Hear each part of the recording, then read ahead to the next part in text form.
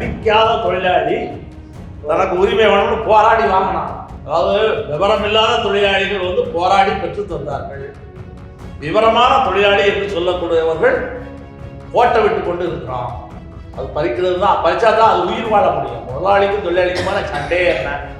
முதலாளிகிட்ட எந்த அளவுக்கு வாங்கணுமோ அவ்வளோ அது தொழிலாளியினுடைய நிலை, தொழிலாளிகிட்ட எந்த அளவுக்கு கறக்கணுமோ அது முதலாளியினுடைய. அரசாங்கம் வந்து ஒரு முதலாளியுடைய பிரதிநிதி தானே. இந்த கவர்மெண்ட் தானே 12 மணி நேரம் வேலையை கொண்டு வந்துச்சு. இப்படி உரிமைக்காக கோரிக்கைக்காக உயிரை கூட கொடுத்தான். அவன் தான் வாங்கி கொடுத்தான். நம்ம என்னன்னா வந்து புதுசாலாம் ஒன்றும் வாங்க வேண்டாங்க. ஏற்கனவே போராடி வாங்கி தந்துருக்காங்கல்ல, அதை தக்க வச்சாலே போதும். இபிஎஃப்ல வந்து டிஏ இல்லாத பென்ஷன்ன்றதுக்காக நம்ம புதிய 98 பென்ஷன் வந்துச்சு. அதுலேயும் டிஏ வந்து அவங்க வந்து சொன்னதை நிறைவேற்றலை. எப்போதான் அந்த டிஏ பிரச்சனை வந்து தீரும்?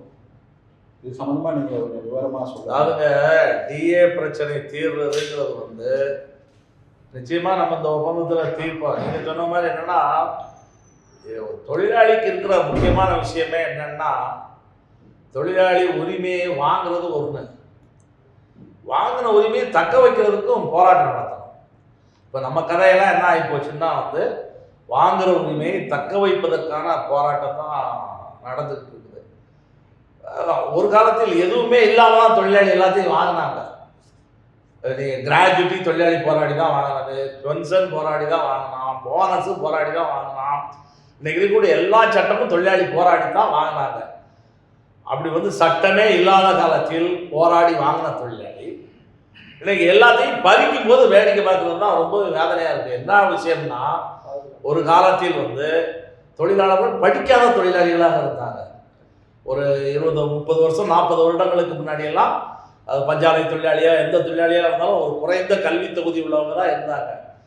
படிக்காத தொழிலாளி தனக்கு உரிமை வேணும்னு போராடி வாங்கினான். இன்னைக்கு ஓரளவுக்கு தொழிலாளியை படிச்சிருக்காங்க, விவரமாக இருக்கிறாங்க.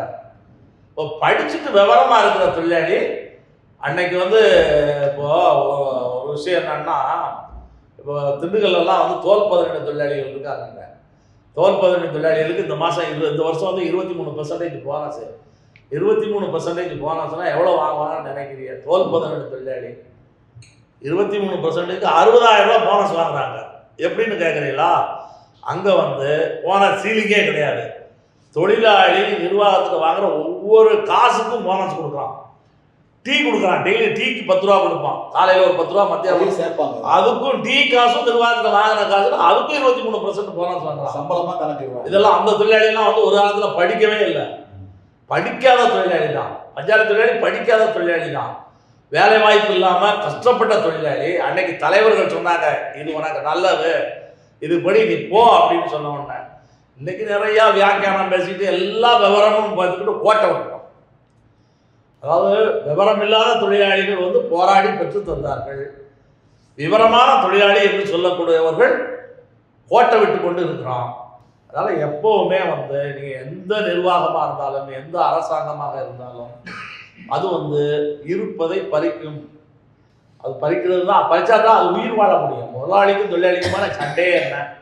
முதலாளிகிட்ட எந்த அளவுக்கு வாங்கணுமோ அவ்வளோ அது தொழிலாளியினுடைய நிலை, தொழிலாளிகிட்ட எந்த அளவுக்கு கறக்கணுமோ அது முதலாளியினுடைய. அரசாங்கம் வந்து ஒரு முதலாளியுடைய பிரதிநிதி தானே. இந்த கவர்மெண்ட் தானே 12 மணி நேரம் வேலையை கொண்டு வந்துச்சு. இப்போ அரசு முதலாளித்துவம் தான். இது வந்து என்ன, இப்போ 22 மாதமாக ரிட்டையர்மெண்ட் பலனை கொடுக்கல. இது ஒரு அரசாங்கம் தானே, முதலாளித்துவ அரசாங்கம் அப்படி தான் இருக்கும்.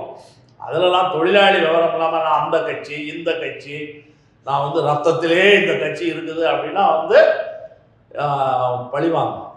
ஒரு காலத்தில் தொழிலாளி அப்படியெல்லாம் பார்க்கல. என்னுடைய உரிமை, என்னுடைய கோரிக்கை, என்னுடைய உரிமைக்காக கோரிக்கைக்காக உயிரை கூட கொடுத்தான். அவன் தான் வாங்கி கொடுத்தான். நம்ம என்னென்னா வந்து புதுசாலாம் ஒன்றும் வாங்க வேண்டாங்க. ஏற்கனவே போராடி வாங்கி தந்துருக்காங்கல்ல, அதை தக்க வச்சாலே போதும். அதுதான் இப்போது நீங்கள் என்ன சொல்கிறீங்கன்னா வந்து அடுத்து ஊதிய ஒப்பந்த பேச்சுவார்த்தையில் இந்த பென்ஷன் சம்மந்தமான பிரச்சனைக்கு வந்து முடிவு எடுக்கணும்னு சொல்கிறீங்க. தொழிலாளிகளும் இப்போ நம்ம நீங்கள் சொன்ன அடிப்படையில் தொழிலாளிகளும் எதிர்பார்ப்போட அடுத்து பேச்சுவார்த்தை என்னைக்குன்ற ஒரு எதிர்பார்ப்பு இருக்குது. அப்போ இந்த பென்ஷன் சம்மந்தமான பிரச்சனைகளை இந்த அரசாங்கம் தீர்த்து முன் வரலன்னா என்ன அடுத்த கட்ட என்ன செய்யுது? அதாவதுங்க, நம்ம இப்போவே வந்து நம்முடைய ஆயுதங்களெல்லாம் என்னென்ன வச்சுருக்கோம்லாம் சொல்ல மாட்டோம். நமக்கு இருக்கிறது போராட்டம் தானாங்க. வேற என்ன, நம்மகிட்ட வந்து எம்எல்ஏவா இருக்காரு, எம்பியா இருக்காரு, நம்ம சீஃப் மினிஸ்டராவா இருக்கோம். சீஃப் மினிஸ்டர் அரசாங்கம் கொடுக்கணும். அவங்கள நிர்பந்திக்கிறதுக்கு நம்மகிட்ட இருக்க வழி என்ன? போராட்டம் தான்.